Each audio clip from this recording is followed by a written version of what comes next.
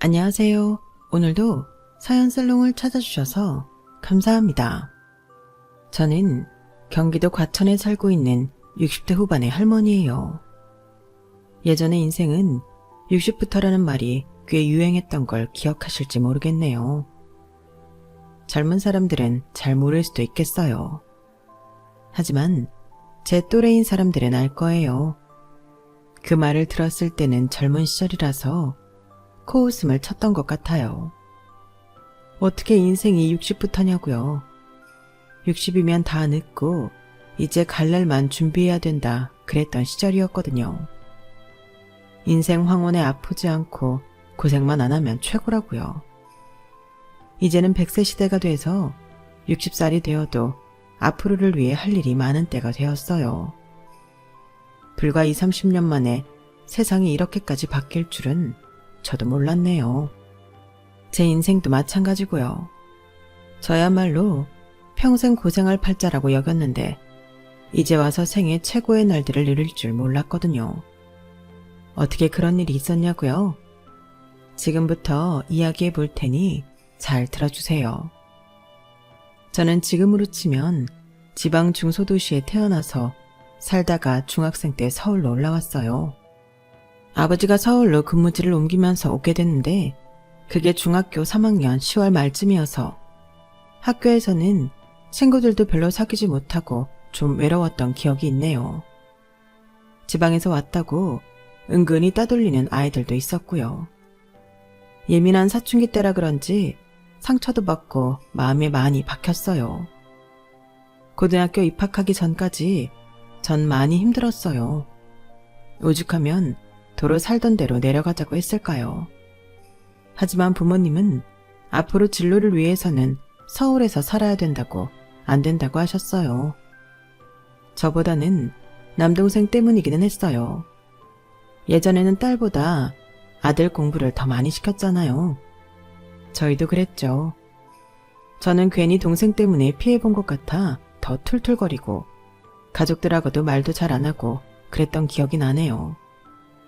고등학생이 된다는 설렘보다 서울 애들하고 어떻게 지내야 할지 막막함과 두려움이 더 컸어요. 3개월 정도의 서울 중학교 생활이 좋지 않았으니까요. 그래서 큰 기대를 하지 않고 갔는데 정말 신기하게도 고등학교는 다르더라고요.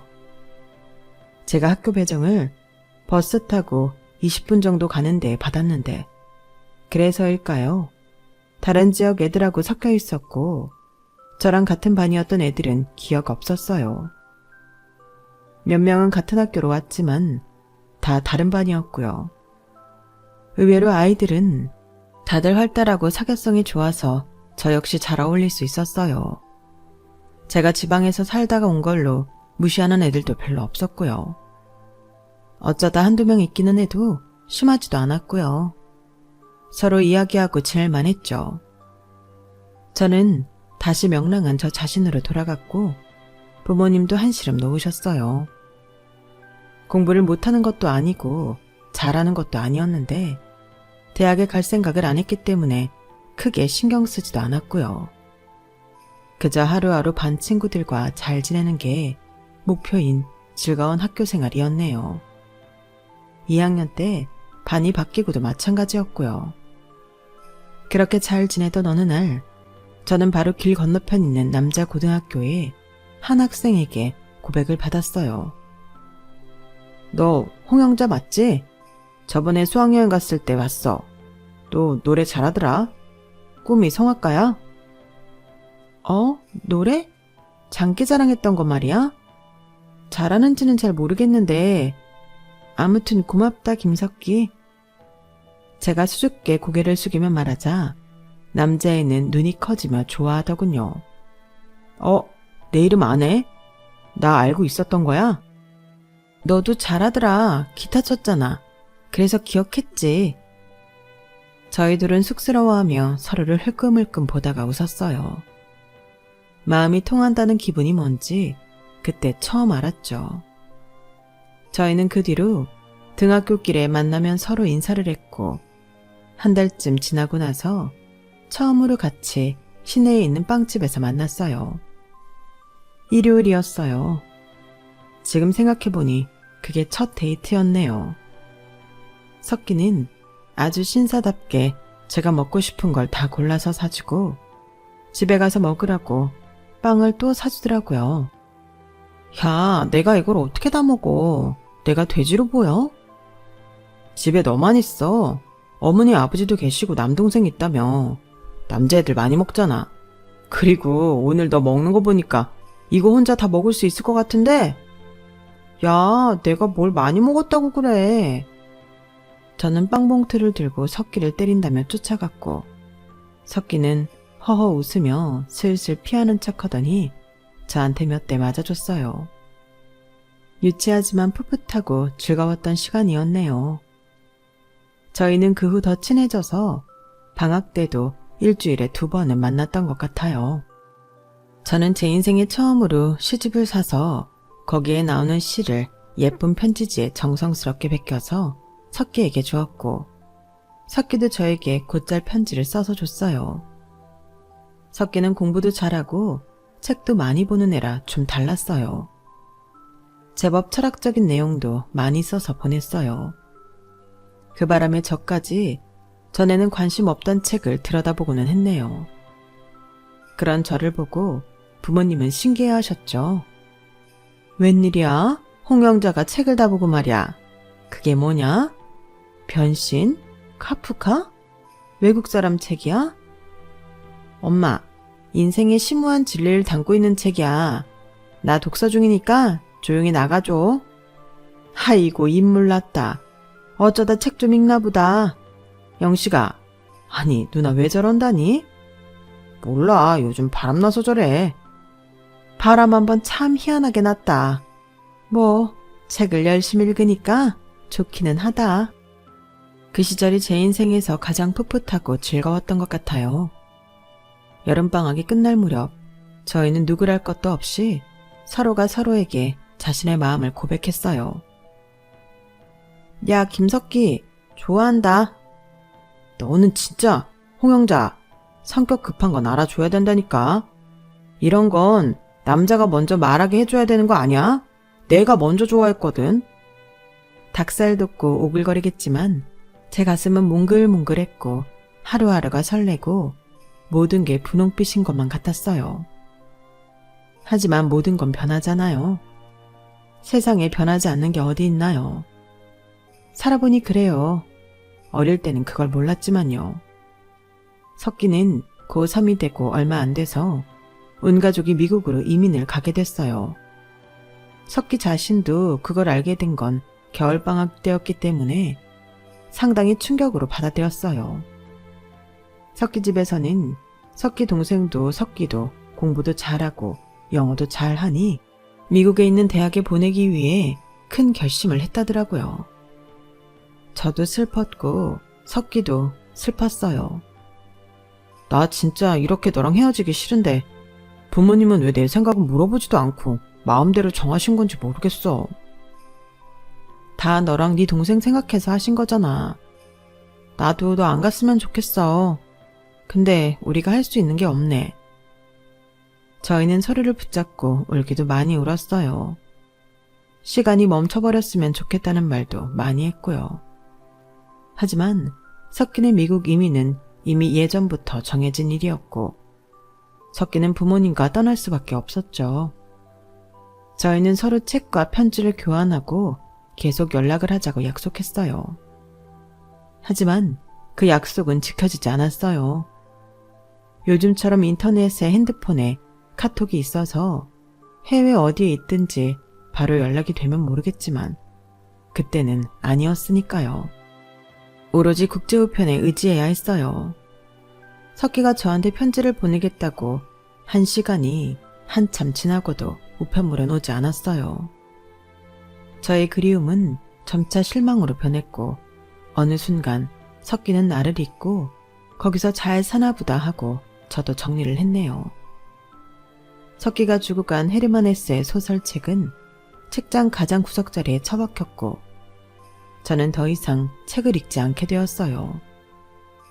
그렇게 고3 여름까지 지내고 났는데 집에서 갑자기 저한테 여대 입시 시험을 봐보라고 하더군요. 엄마가 담임 선생님 만났는데 네 성적이면 아주 좋은 대학은 아니어도 땡땡여대는 갈 수 있다더라. 그 말 들으니까 괜히 아까운 생각이 드는 거야. 그럼 공부해야 되잖아. 나는 대학 안 가는 애들이랑 같이 놀 계획 세워놨는데. 이거사, 노는 건 나중에도 할 수 있어. 엄마 아빠 큰맘 먹고 너도 대학 갈 수 있으면 보내자고 하는 거야. 사실 영식이만 신경 쓰는 거 너한테 좀 미안했다. 한번 시험이라도 봐. 순간 제 머릿속에 떠오른 게 석기였어요. 그리움과 미움이 복잡하게 섞인 마음이었던 것 같아요. 석기가 한국에 와서 어디선가 저를 만났을 때 제가 멋진 여대생이 되어 있으면 코를 납작하게 해줄 수 있겠다는 생각이 들었네요. 저한테 편지 안 보낸 걸 후회하게 만들 수 있겠더라고요. 그래서 저는 입시를 치렀고 무난하게 선생님이 추천한 땡땡 여대에 들어갔어요. 속으로 석기한테 이거 봐라, 나 여대생 됐다.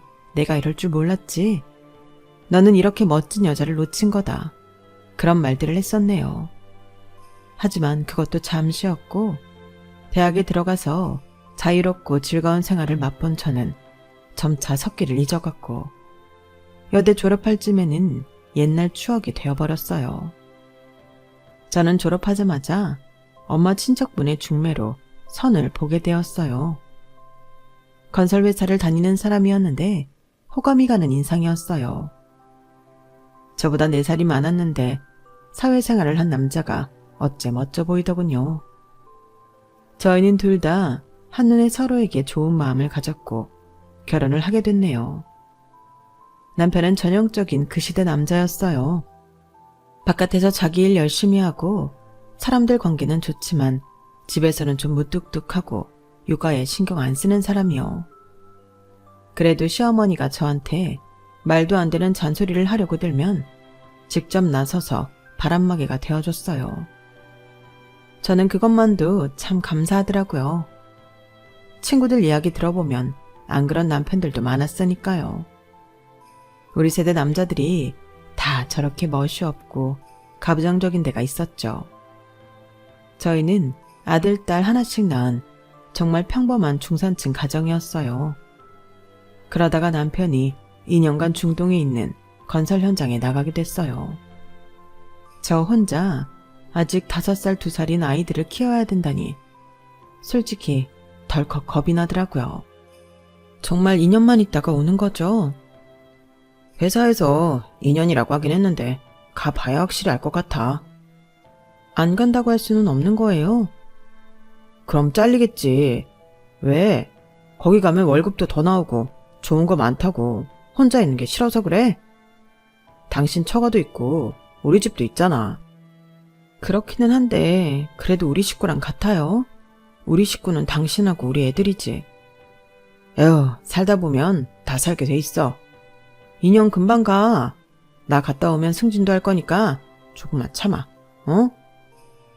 어차피 가게 돼 있는 거 제가 말린다고 취소되는 건 아니었지만 어쩐지 싫더라고요.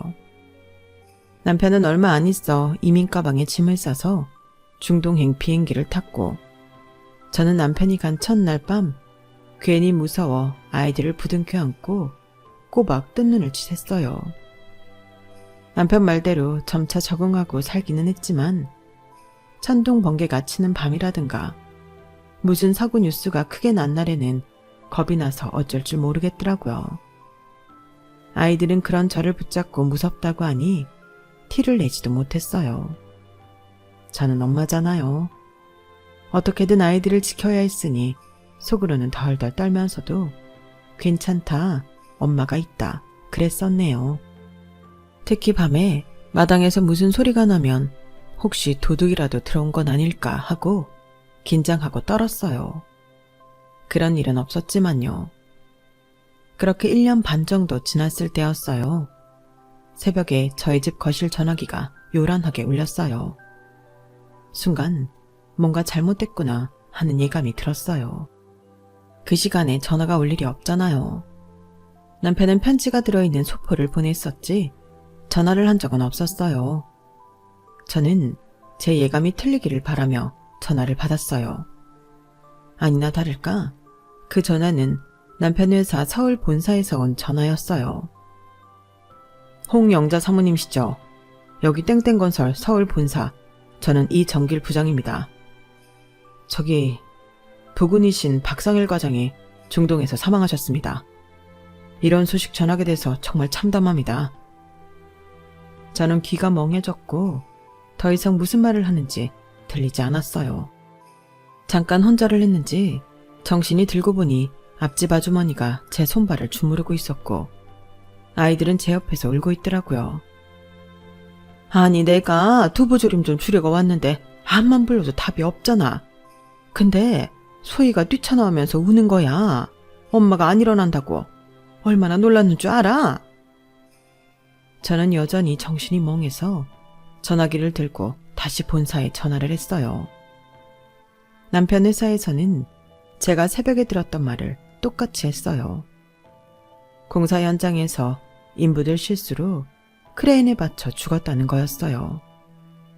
남편의 유해는 며칠 후 들어온다고 했고 저는 친정과 시댁의 도움으로 그때에 맞춰 장례식을 치를 준비를 해줬어요.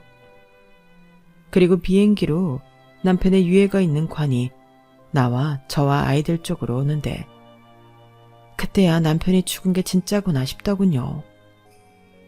사실 마음속 한구석에 이게 다 거짓말일 거다. 남편이 살아있을지도 모른다.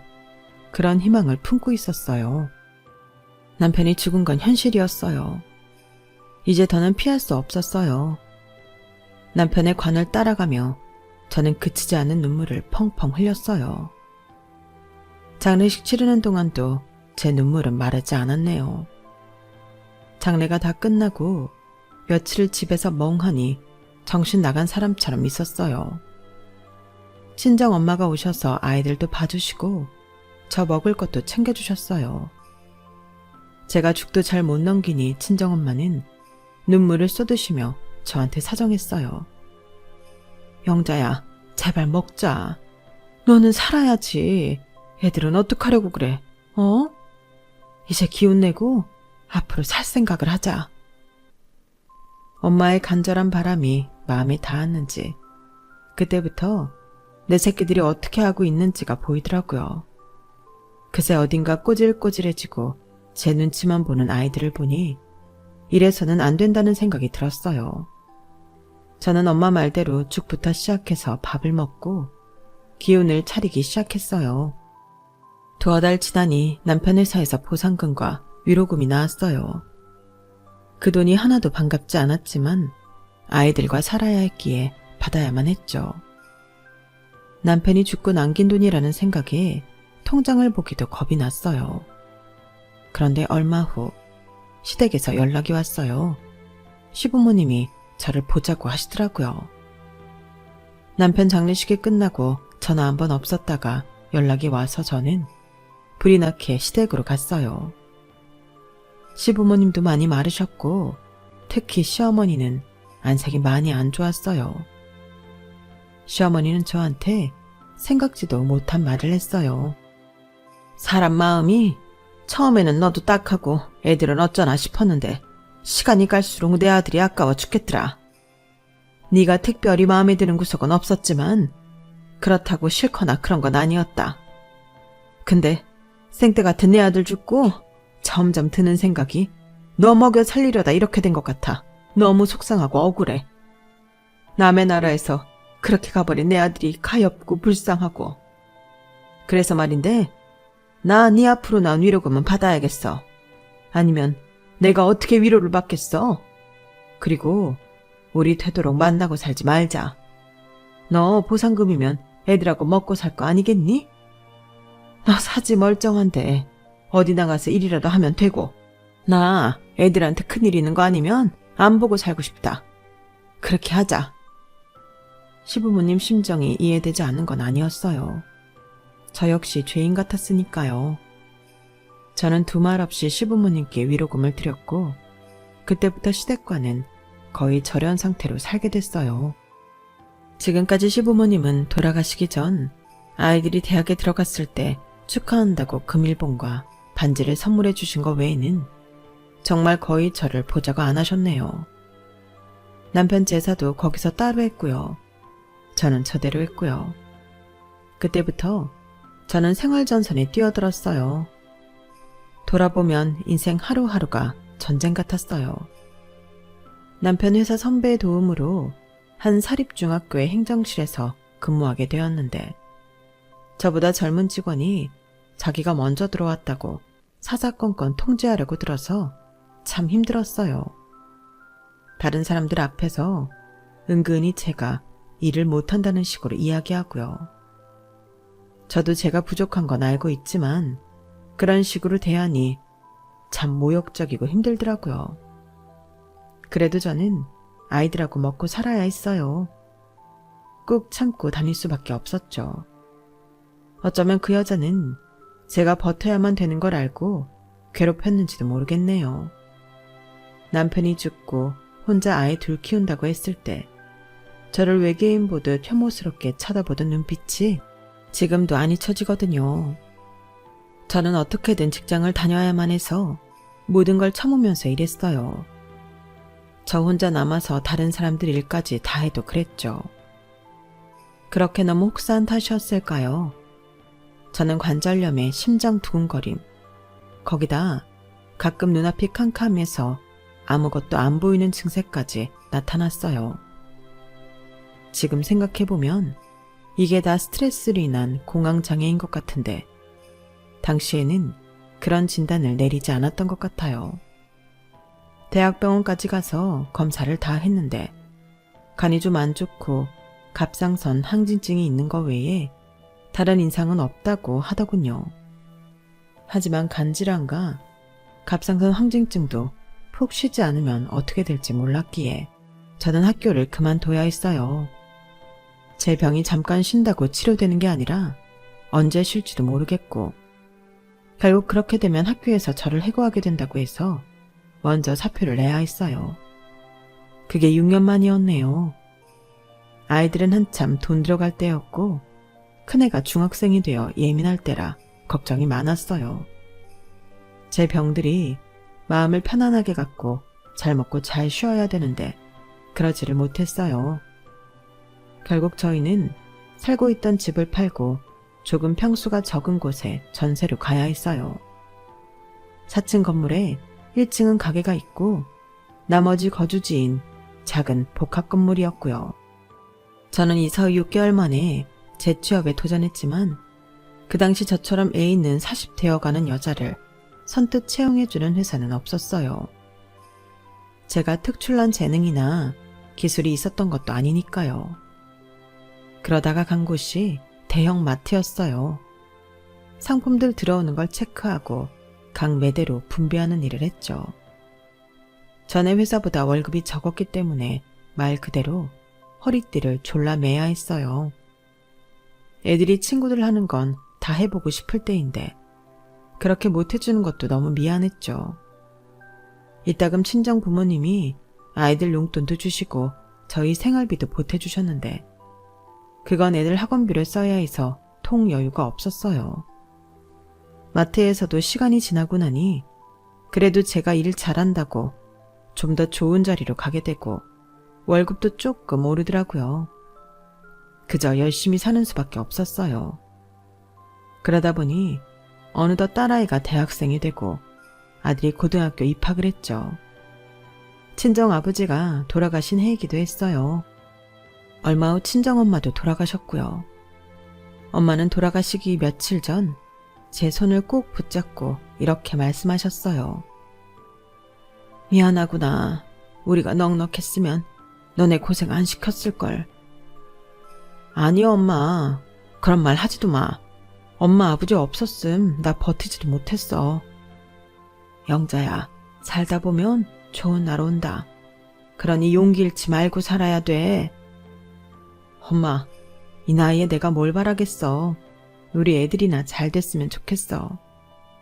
아니야, 사람 일 모르는 거야. 엄마는 저 말씀을 유언처럼 남기셨네요. 막상 돌아가실 때는 아무 말씀도 못 하셨거든요.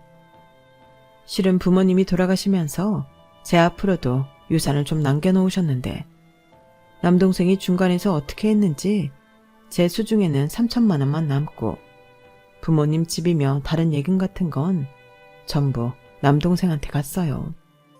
형제 사이 좋은 것도 옛말이고 남동생은 결혼하고 많이 변했거든요. 올케가 중간에서 코치를 많이 했어요. 알고 보니 부모님 유산 나눈 것도 올케가 변호사를 사서 뭘 했다더라고요. 저는 정확히 알지도 못해요. 올케가 욕심 많고 이기적이라는 걸 알고 있었는데요. 아무리 부모님이 남긴 유산 가지고 형제끼리 추하게 싸우는 거 아니라지만 너무 불쾌하더라고요. 그제야 저는 좀 더 공부하지 않고 똑똑하게 살지 못한 걸 후회했어요. 내가 더 배웠더라면, 좋은 직장을 가졌더라면, 남편이 있었더라면 쟤들이 나한테 저럴 수 있었을까 하고요. 하지만 곧 저는 그 돈이라도 있는 걸 감사하고 애들 결혼 자금으로 쓰려고 잘 두었어요. 적금도 들었고요. 딸은 억척같이 공부해서 미국에 장학금을 받고 갔고 아들도 좋은 대학교를 졸업했어요. 처음에는 행정사가 되겠다, 정부 무슨 일을 하겠다 하며 졸업 후 갈피를 못 잡아 몇 년 헤맸지만 회사에 들어가며 한시름 놓았어요. 어느 정도 안정적이 되나 싶었는데 이번에는 아들 녀석이 대학교 후배랑 사업을 한다고 그러더라고요. 이미 회사 사표까지 쓰고 나왔더라고요. 제가 뭐라고 말하고 싶었지만 아들은 엄마는 아무것도 모르니까 가만히 있으라고 하더라고요. 이제 곧 호강시켜준다면서요. 그렇게 사업을 시작하고 6개월이 되지 않아서 돈 좀 달라고 하기 시작하더라고요. 처음에는 금방 갚았는데 점차 갚는 시간이 오래 걸렸고 나중에는 아예 갚지를 못했어요. 지훈아, 너 2천만 원 언제 갚을 수 있어? 그 돈 너랑 네 누나 결혼자금으로 뒀던 거야. 없어지면 안 돼. 아, 내가 언제 떼먹는댔어. 그리고 결혼 같은 건 내가 혼자 알아서 할 수 있으니까 그냥 내 결혼자금 미리 줬다고 생각해도 되잖아. 네 누나도 있잖아. 네 누나 결혼한다고 하면 줘야지. 미국에서 올 생각도 안 하는데 이 돈이 필요하겠어? 이 돈 있는지도 모르잖아. 아무튼 준다고. 줘요. 좀 기다리지도 못해. 오히려 저한테 화를 내는 아들 때문에 저는 서글퍼졌어요. 평생 온갖 고생 다 해서 키웠고 오로지 지들 미래 위해서 그러는 건데 왜 내 마음을 몰라주나 하고요. 하지만 결국에 아들은 제가 사는 집 담보로 받은 대출도 못 갚았고 자기는 살아야겠다며 취직을 해서 지방 대도시로 가버렸어요. 저한테는 빚만 남았어요. 오히려 아들하고 동업했던 후배라는 애가 저를 안타깝게 여겨서 빚 일부를 갚아줬어요. 그러면서 제가 생각지도 못했던 말을 하더군요. 실은 지훈 선배랑 깨진 지 좀 됐어요. 선배가 일을 방만하게 해서 버려놓기만 하고 수습이 안 되더라고요. 그랬더니 독립해서 혼자 해보겠다고. 그렇게 하다가 이렇게 된 거예요. 선배가 나쁘다는 뜻은 절대 아니고요. 선배가 회사 체계나 일하는 걸 좀 더 배울 필요가 있는 것 같아요. 어쨌든 고맙다. 우리 지훈이 생각해주는 것도 그렇고 이걸 다 어쩌지? 내가 언제 갚을지도 모르는데. 괜찮습니다, 어머님. 나중에요. 나중에 주세요. 어머님 형편 나아지시면요. 아들 후배는 제가 나아질 일이 전혀 없음을 알면서도 그렇게 말해주더라고요. 그게 고맙기도 했고 아들이 이런 지인을 둔 걸 보면 잘못 산 것 같지는 않은데 정말 자기한테 안 어울리는 일을 해서 그런 것 같다는 생각이 들었어요. 그리고 한 번 더 아들이 힘내주기를 간절히 바랐네요. 내 자식 내가 믿어야지 누가 믿겠어요.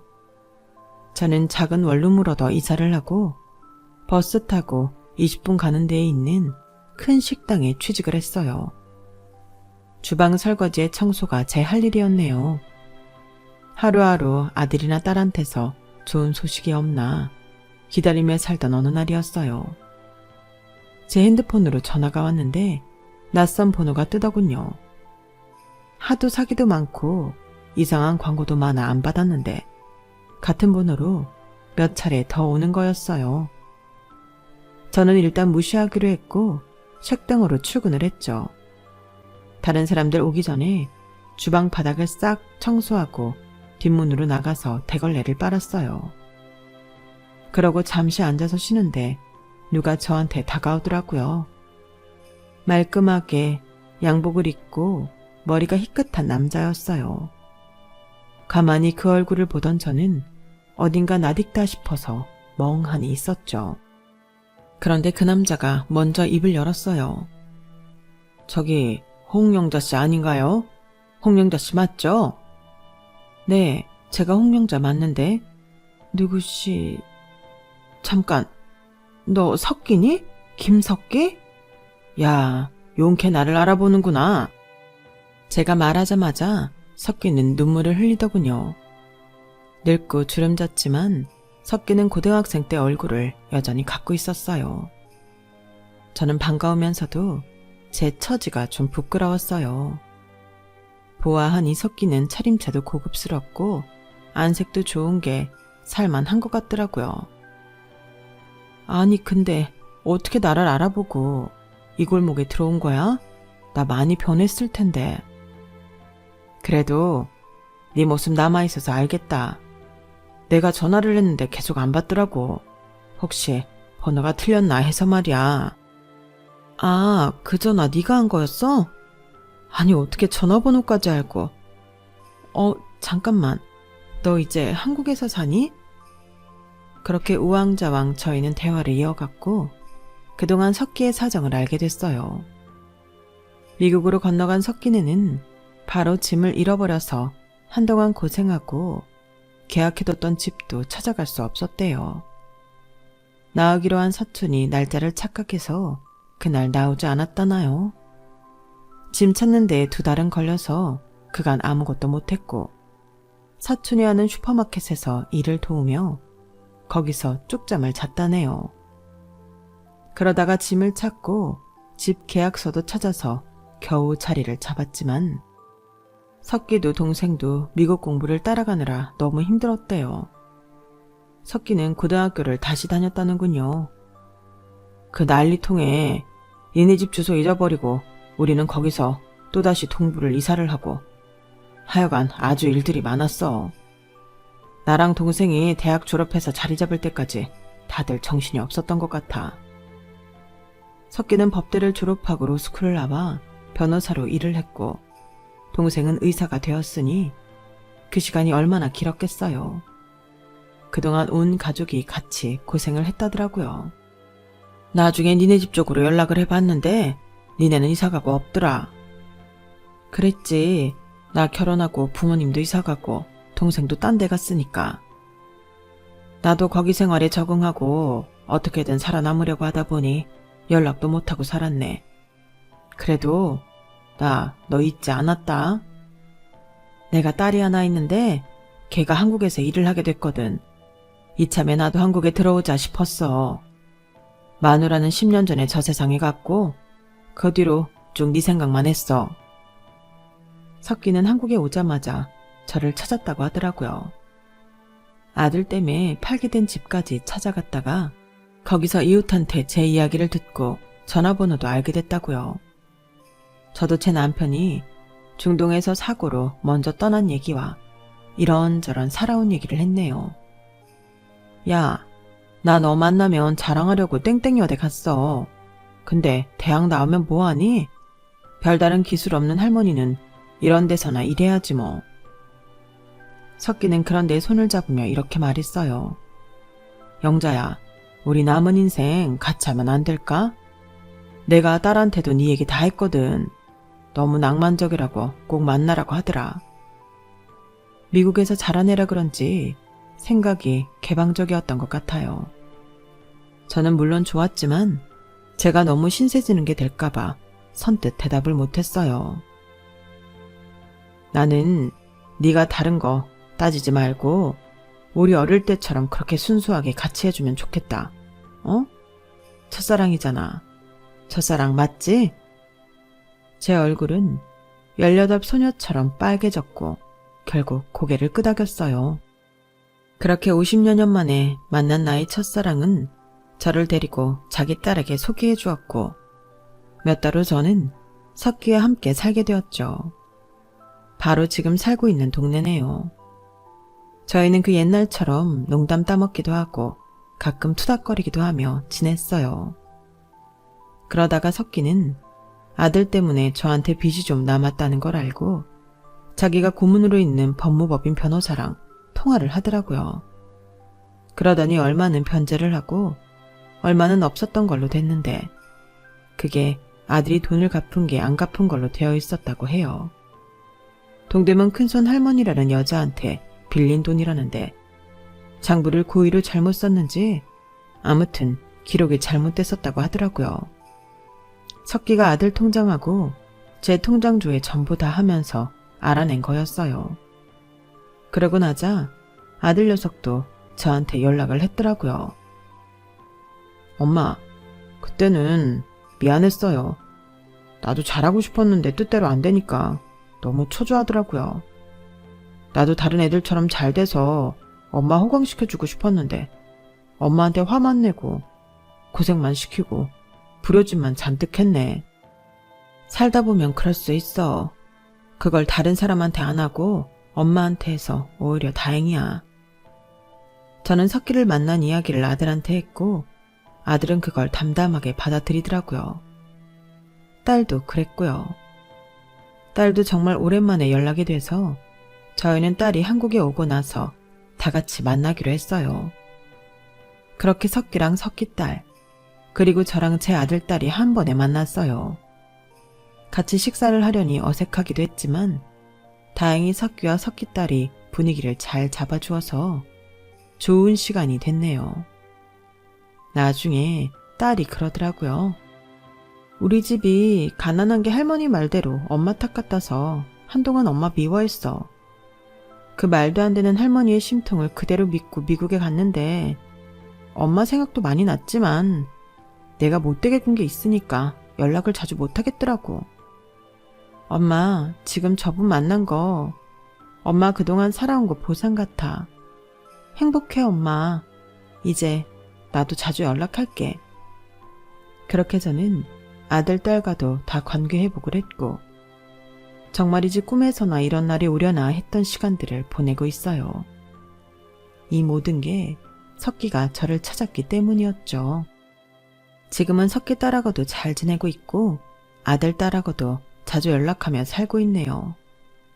석기랑은 국내 여행 여기저기 꽤 갔어요. 이제 해외여행도 가자고 하네요. 그래서 제 생애 처음으로 해외에 나가게 생겼어요. 전에 엄마가 돌아가시기 전 말씀하신 저한테 좋은 날이 올 거라는 말이 이렇게 이루어졌나 봐요.